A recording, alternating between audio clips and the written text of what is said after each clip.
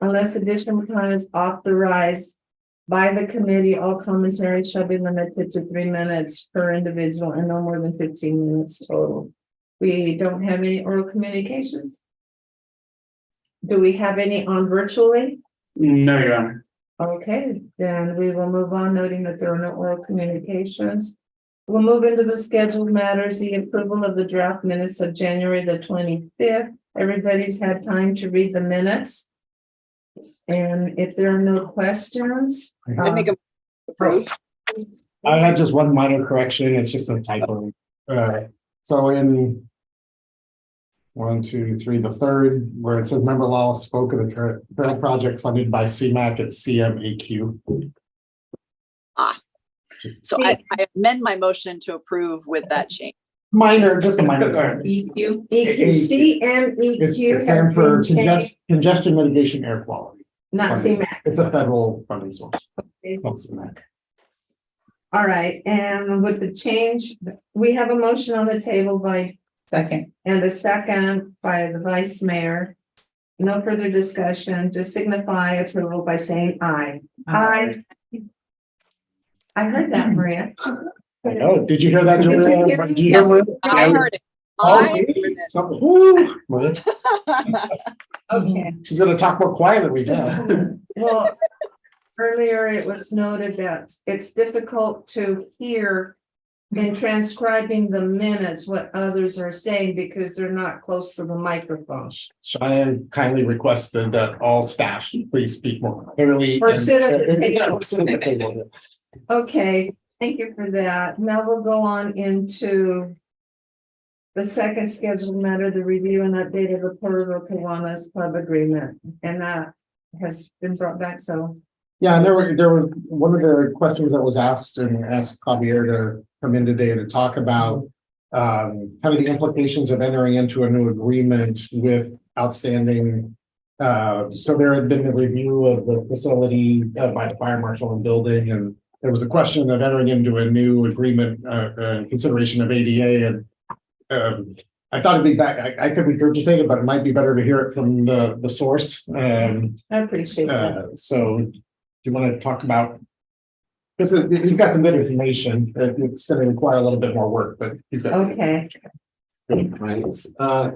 So to share, every commercial lease that's created in California as of July 1st, 2013, requires that a notification be given to the tenant whether the property has been inspected by a CAS. It doesn't mean the CAS inspection has to happen. It just has to be noted whether that inspection has happened or not. And if so, was the property determined to meet all applicable suitability standards? And so that'd be one thing to consider as part of the agreement between the landlord and tenant. And as an extension of that for accessibility, it just depends on the situation and how it's used. And so with this building looking like it's not a full-time office use, and it's more event-based, we could have something brought in if the need was there for a restroom to be accessible, rather than do the fixes now for the existing restroom. To say that again, Javier, I'm sorry. As far as the restroom needs, Yeah, in the inspection of the Kiwanis building, it was found that the restroom and the door into the restroom were not compliant. Right. So what do we need to put in there then? That they would have to provide restrooms, like portables? Is that what you're saying? yeah, an accessible portable stall whenever they do hold an event. Okay. And even then, it's an extension, right? I don't know if it's more for just the club use, and it's not necessarily public use. It could be a Title I concern more so than you actually have to have it there. So it may be one of those things that's made available upon request if somebody that's volunteering there has a need for it. Or is there, is there public? Yeah, so they, I mean, so I know they're using it for both. They're using it as a meeting space, but their license agreement provides that they can hold youth related events there. Okay. So it would be, with each event, then it'd be prudent to bring in an accessible portable at that time. Yeah, or make the necessary modifications to make the existing restroom fully compliant.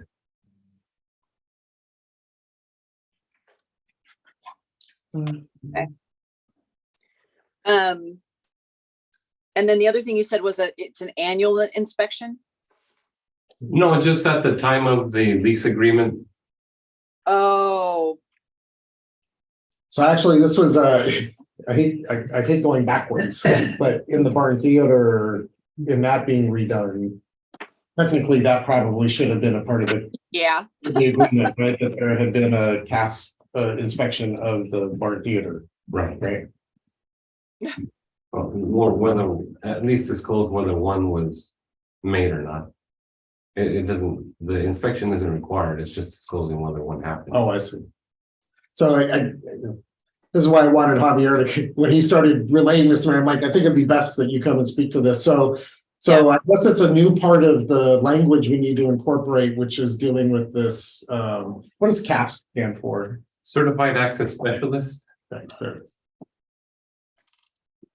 That there's a disclosure that there's been a CASP review. Either there has or hasn't been one. Inspection. There has been one. So it's, and then inspection, it's similar to when we go on inspections, we just look at the site and take measurements to determine whether things are compliant. So by extension, then, in the previous agreements, talked about parking improvements that haven't been done. Does that have implications as well? At the time of that the parking lot's provided is when accessibility in the parking lot is triggered. Yeah, so it's one of those, since stall zone exists, there's not a requirement. Yeah. Okay. But when it then Lesson learned, don't provide a parking lot. Julia looks really happy with that area. Okay. I mean, what are we gonna do? I mean, Yeah. yeah. Flag it for next round of updates. Well, I'm not suggesting going back to the barn theater one, but it was good information that as this committee's reviewing future agreements, that we incorporate that language in it. That, you know, that we as the lessee or lessor, as the lessor is certifies that this has been inspected. yeah,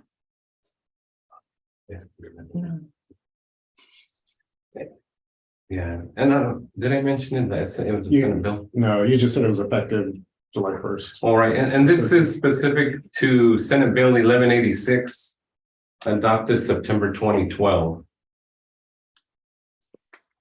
So it's not super new, like 10 years ago, 11 years ago. Yeah. We're learning something. We're learning something more each time. Yeah, We'll probably want to put some language in there in this, then, Julia, about that's an identified deficiency, either that it be corrected, or if they have events, that there be yeah. a portable restroom that meets that available. Right. Or if they receive a request, right, when in regards to their meetings, right, Javier, that's what I kind of understood you said. Correct, yeah, just that typical 48-hour notice if anybody needs accommodations. Right, okay. So I made a note. I had already made a couple notes of because we had said there were housekeeping things that needed to be added to update this agreement anyways. And so I have a list started just that I was making notes actually on this copy itself. So I added that. And they're to provide porta potty? You They're would need to do it. Yeah, that if they have an event. an event It that has they public- provide, that's what, that was the clarification I needed. Yeah, I added a few things that I noted. We needed to update the indemnity language. We need to update the insurance language to what we currently do through recommendations from our RMA. And then I also added, because they've got this specifically for youth activities, I added that we need to kind of have the same, I think we should put in the same language that we have in our, what I often do with Donnie with the facility use agreements, like the fields and stuff. We put in a requirement that they follow all laws and regulations. And that if they, they must comply with all of those. And then they must also, if there is a violation of any kind of those laws, then rather than a 90-day, we can do an immediate termination. So I flagged that as well. And that would just be consistent with what we do with our other recreational youth facilities Okay. when we do licenses for their use.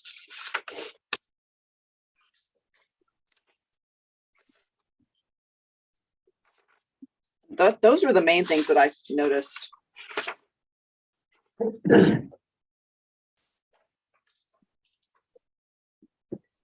Vice Mayor, did you have any questions?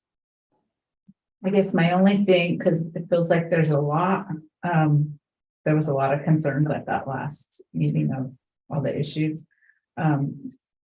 Have they spoke on anything that they wanted changed or updated or anything besides the meeting they attended? You don't have any feedback? Okay, Javier, can you speak to that as well? Because you were beyond just the EDA, there was some other building improvements that needed to be made, right? Correct. Yeah, our building inspector and fire marshal walked the building, and fire life safety stuff. It's there's a missing junction box, or there's a missing cover on the junction box. They just need to install an approved cover. Kitchen plugs need to be GFI protected. The roofs just needing a look. The outside main breaker has a broken handle, and then they need to label the breakers. And above the electrical panel, one of the conduit boxes missing an exterior grade cover. So the electrical is closed. Those are all more safety items, Yeah. and they would be rather easy to address. Because that Well, was on the list. Raul's an electrician. Well, there you go. Yeah. The president's on it.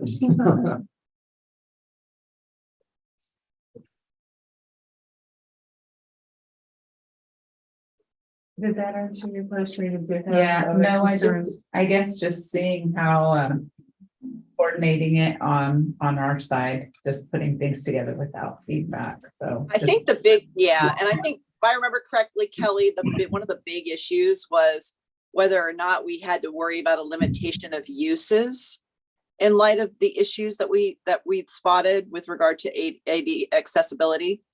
But it sounds to me from Javier's comments that we could address those they can address those rather if they provide those accessible restrooms, right? Right. And then there wouldn't necessarily be a limit. So that actually took us out of that was like the real big concern. We were actually looking at potentially having to rescope the agreement down on the uses if certain things couldn't be done because of accessibility. But it sounds like that's not really the issue, as long as they're able to do the accessible portable. Well, we talked about the parking last meeting, Yeah. which Yeah. the prospect may be to be able to incorporate the parking as part of the broader project on that corner there as a park space, which has a parking lot proposed within it. Mm-hmm.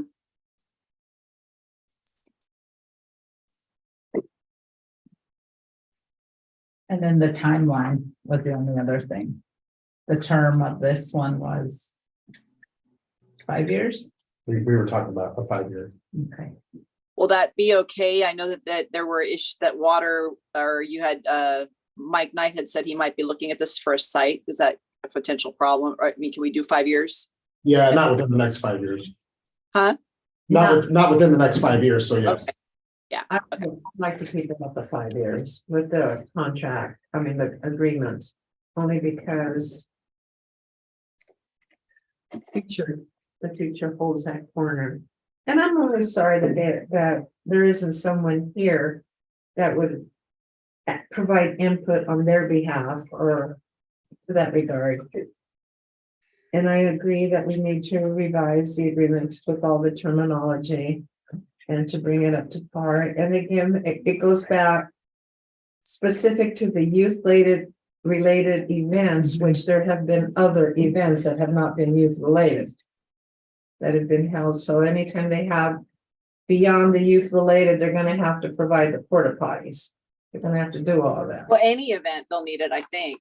It won't even matter. I mean, if they have a special event at the facility, other than utilizing it as their meeting, the regular meeting place, that would, I think, trigger that requirement.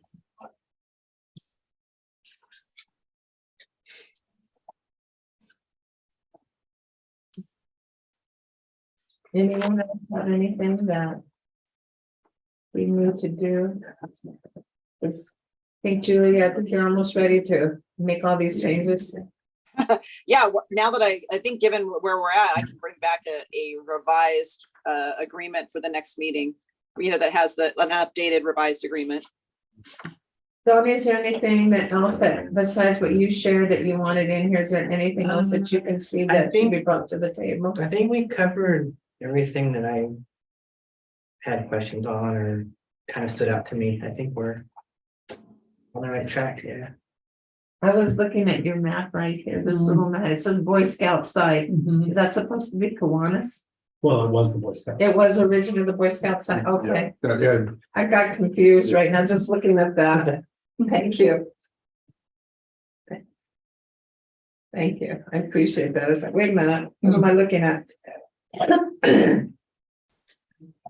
Well, I don't see anything else that needs to be brought to the table unless somebody else has anything, and we'll just wait for the corrected, the revised, the revisions and brought back.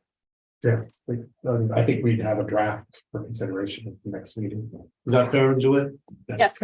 Okay. Thank you. That's. Oops. You want to talk, you want to sit down with there? Paragraphs.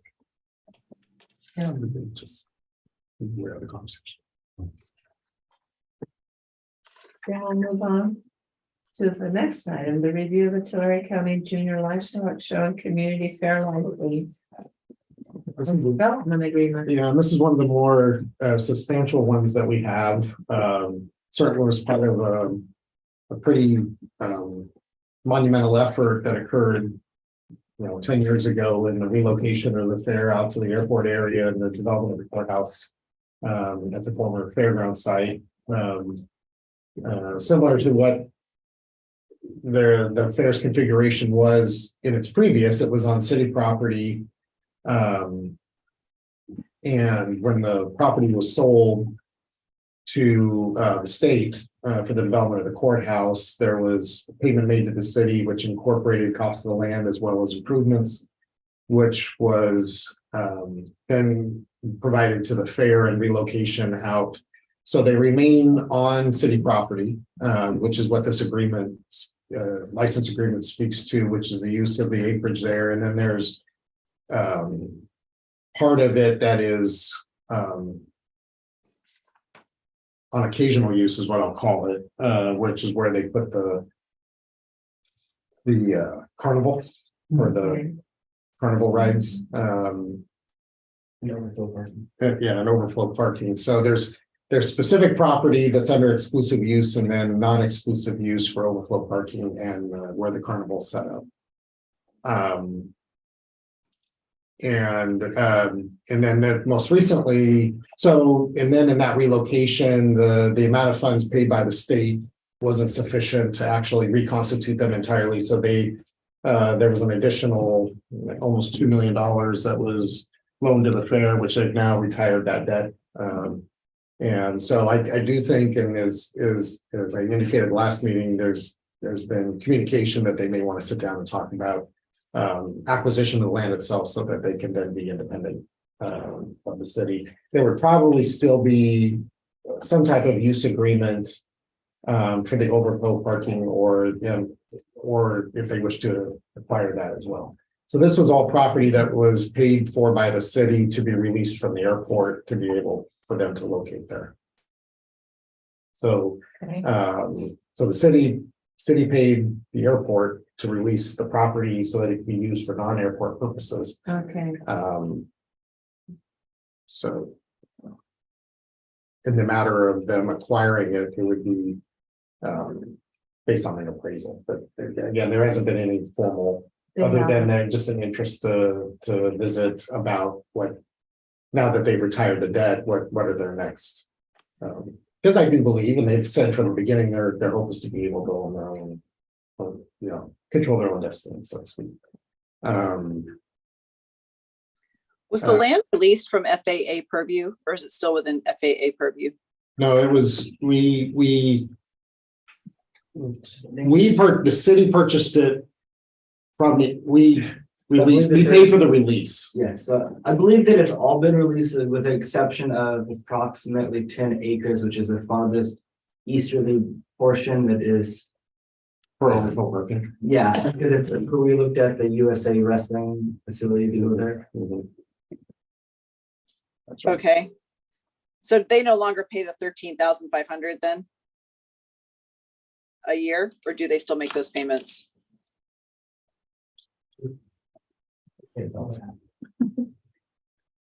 The only thing is $1. Okay, so we're deeming it released from FAA purview. The portion that is under license. Yeah. Is not, it has been released. And That's so- what I was, yeah.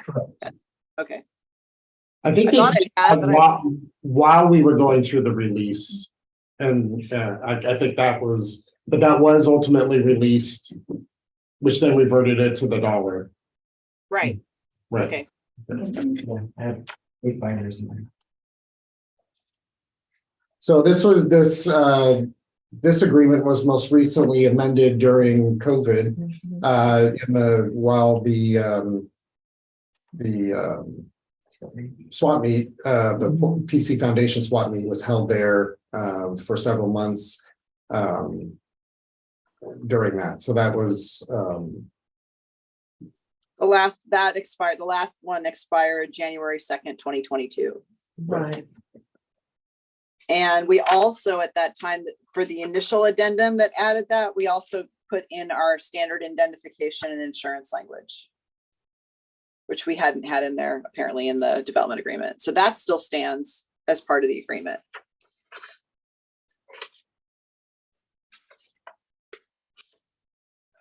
It's an addendum number 2. right.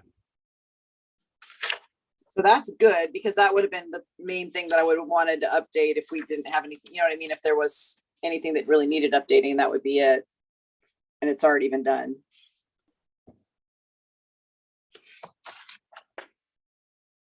And this one is in effect for at least the initial term is 50 years. This is a long one With the, for good reason, since they put in all the improvements. right, I think they have 2 50-year options. Yep. They do.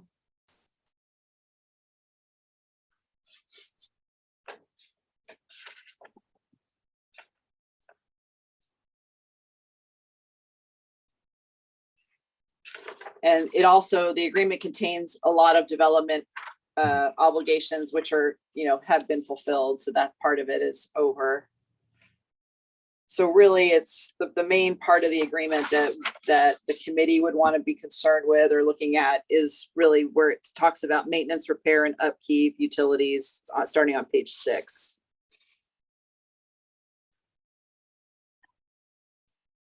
And then there is some use obligations actually too, right above that.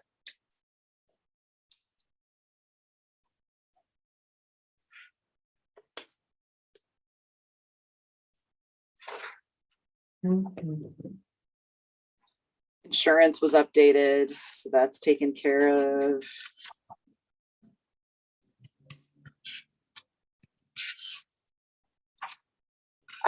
I'm not really seeing anything that we need to change in this one.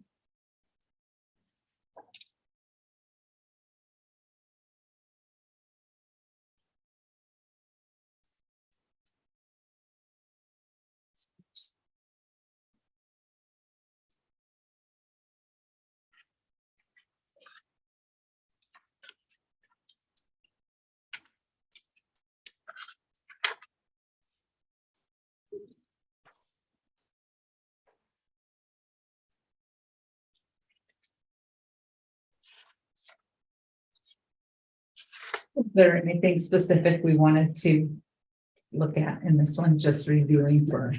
I think really what we want to do is see if the fair is at the point where they want to purchase it, right? That was what we talked about. Yeah, and that's why I brought it up, that's been indicated, so, I guess this is just an introductory to it, it's one of our most up-to-date. It has the indemnification language. Mhm. And I would, they've been really good partners. Mhm. So anything that, they came forward with a use that wasn't included in the allowed uses or wasn't specifically outlined, that they went to city council and requested it and went through the procedures. And were cordial about the whole process, and even updated the insurance and indemnification at that time. So they've been great community partners. Okay, so. Yep. If they have the interest in the purchase, then I don't see a problem with having that process started. Unless the vice mayor has any comment to that. No, I think it's good to see another example, and it is a little more complex, and to hear the positive aspects and things that have been accomplished during the lease and improvements, insurance, all those things. So it is good for us to see. This was real detailed. Example, yeah. This one was real detailed. And the timelines and everything. I think it's good, very helpful. This is one of the most substantial. Okay, well, then that's where we are, see how we want to begin the process of communications to that. We can reach out and see. if Okay. there's any interest. Okay.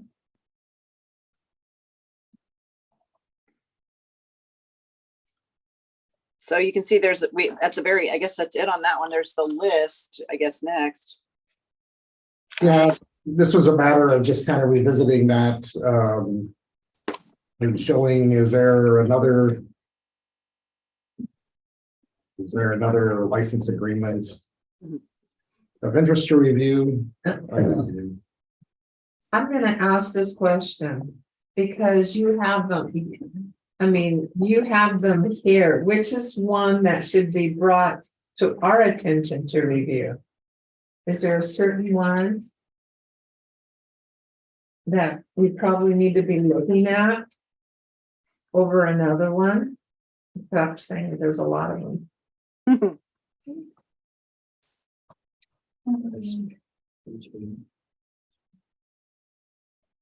The concession and maintenance and use ones, we do periodically. I don't know that the audit committee needs to see those unless you just want to see an Okay. example of one. Because we do those every year or two, right, Donnie? Yeah, a lot of those are annual. Yeah, Or every couple of years, so. Donnie puts it in front of me every year or two, so they're routinely getting updated. I think that. Which is- One concern, or I don't know if we even have a form of, Or which that one? has expired a long time ago. So it's the one Yeah. promoting self-worth on the East Street property. Is that the one you're referring That's to? on your saying. Yeah. And it came up a couple years ago when we were looking it up. Yeah. Yeah. That one needs to be reviewed? I know there's not really, So it's city property that PSW operates from. Which has a kind of inconclusive. I don't know. Yeah, the use of it isn't, and it's been a while since I've kind of delved into this one, but I just remember it's kind of ambiguous. That's how I'll describe it. Maybe we should look at that one then. And that's the one we'll look at. And then I don't know I can't remember the last time I looked at the airport restaurant lease agreement. So I don't it's know. actually fairly new. It's very It's new. fairly recent, Julia. Okay, all right. Because we had a process, or finance went through a process of an RFP a few years ago, and we have a new Yeah, tenant in there. And by I say new tenant, several years, but in the scope of. Yeah. new, it's newer than the last person in. Never than the one before. Correct. Okay, thank you. Yes. Okay, I didn't know that about the promoting self-worth East Street properties. Is there anything else we should be looking at? Because One of the issues that gets raised, and we referenced it, is exclusive use of city facilities for sports activities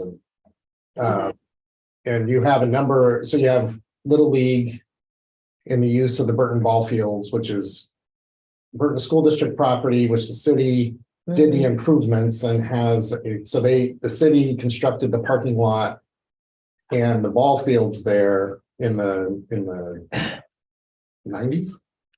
Yeah, I believe so. Late 90s, I want to say. So it's on school district property, but the city constructed the parking lot at Burton Elementary as well as the ball fields. And in turn of that, the city has exclusive use that we then convey to sort of a Little League during their season, and then the school district has use of it out of season. And there's been some issues that we've had with Little League and its operation out there from time to time. Hayes Field is a storm drain basin that girls youth softball has exclusive use in their seasons. And then most recently Zalad Park Field, which is where Little League used to play before they went to the Burton ball fields, is where now Angels baseball has an exclusive use. And this question comes up because of all the different groups looking for fields to play on. If you have them under exclusive use, and then the schools, can have their own rules with regards to use of their fields, and it's more a philosophical governance question than anything else. But so I know we'll be bringing back the draft of the Kiwanis. You'll go ahead and do an outreach on the fair property. Promoting self-worth is probably one we need to start looking at. Then later we can put the other ones up as we'll do the other ones of the exclusive use of sports. Okay. And we'll go from there. Is there anything else? Well, and in the real quick on the exclusive use, maybe what we can do between Donnie and I is kind of like poke around and see what processes, if any, cities use to do that. I'm not aware of any like formal processes, but I would imagine in the bigger cities that's more likely to pop up, right? I can look at that. Yeah. I can do that. To see what, if, are they doing like almost like a pseudo RFP, like, or as far a request for proposals to, for usage, or if they do like a lottery or how that works. I mean, I would imagine people have to have like reliability with regard to their facilities for those leagues that are run. So we'd have to kind of look at that, but. That's a lot. It's timely too, because with the upcoming construction of the baseball field as a sports complex, that one could potentially be highly after. And then also when we get the arena soccer mini pitches in somewhere, there could be like soccer local clubs that want to have exclusive use. So it'll be good to have something in place. Well, and I think we're gonna face the same. We had the presentation last night on the community center, which will have basketball courts, and I think you're gonna have NJB and some of these other groups also come and say, we'd like to have some certain time exclusive use of it, because the rates that they're charged at the schools are pretty exorbitant. Yeah.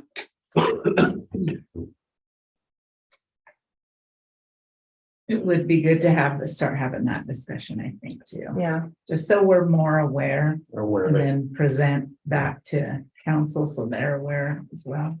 Mhm. so that's the good news, bad news about Yeah. providing nice amenities, is that then they become desired and. Get caught in the middle of the crossfire of. yeah. It was tough. That's a good That's tough. Okay. Is there anything else? Because that would be brought back. Do you want to provide any update on the audit? Oh, sure. So I've been still talking with the auditors just this week, trying to finalize the report. I did get a extension from GFOA to submit the report by the end of this month, 28th. Seems like there's always these little things that come up when I'm trying to finish everything. But we're almost finished. There is a finding about a receivable and an earned revenue in the transit fund. And then there's 2 comments that that's going to be included in the letter governance. There's a we wrote up St. James Place loan, which covered several years, and we wrote the whole thing off in 1 year. So that was a finding, or not a finding, it's a comment. And then the second one is regarding Corolla Engineers billing. They hadn't billed us for months that go back to the prior years, so they were not properly recorded in the correct year. So that was a comment also. The finding is the one on the unearned revenue in the transit fund, which pertains to the LTF and STAF claims 21-22. Usually we book them all on the same year, 21-22. This time we didn't get the funds until July, but we still booked them as 21-22 revenue. But after everything, the adjustments are made, we have to calculate the unearned revenue for the year for transit. And if there are revenues that were not used, we reverse the revenue and debit and book an unearned revenue because we have not expended the revenue. And so it came up that I shouldn't have done that. I should have. Bad, Maria. I know. I can't believe it. I love how you say this like I know that you're really, I mean, if this is all they're finding, then hey, Yeah. it's okay. Yeah, we did do an adjustment for that and reverse the revenue in FY 21-22. Yeah. Like it's a fixable thing, you know? It is, and it's actually fixed in the books. Yeah. So that's the finding. And that's really all, hoping to get the final the final report from the auditors hopefully tomorrow, so I can finish up and submit everything to GFOA or to GFOA. The opinion is still the same. It's a clean opinion. So yeah. That's what matters. Yeah. Thank you. Anything else? Anything else? Anything else? So you're thinking, huh? You're really thinking on that one. If there's anything else? Okay, well, we'll need to schedule the next meeting. Julia, I know you're, Wednesday is now, this is a good day. well, the next, Wednesday, the last Wednesday of the month is a good, the is a good, 29th, March 29th. sure. Okay. March 29th at 4. Okay. It's in my calendar as right now. Perfect. Then, moving right along, if there's no further discussions, well, please, go ahead. I wanted to mention that last year we mentioned that we are gonna do an RFP for new auditors. Mhm. So, I haven't actually prepared anything, but we want that discussed here, correct, before it goes out? Right, RFP, right. okay. Probably when we do the Or, RFP. yeah. Oh, yeah, then we can That'd be bring it back, we can have that as well. Good. That'd be- Okay, that'd be great. Oh, yeah, then it's really good work doing limiting the agreements because we need to do that too. That's important. Okay. Looks like we're gonna be busy next month with all this information, but that's good. Yeah. No further discussion. It is 4:47 and we will adjourn the meeting. Thank you. Thank you, everybody. How you feeling, Mayor?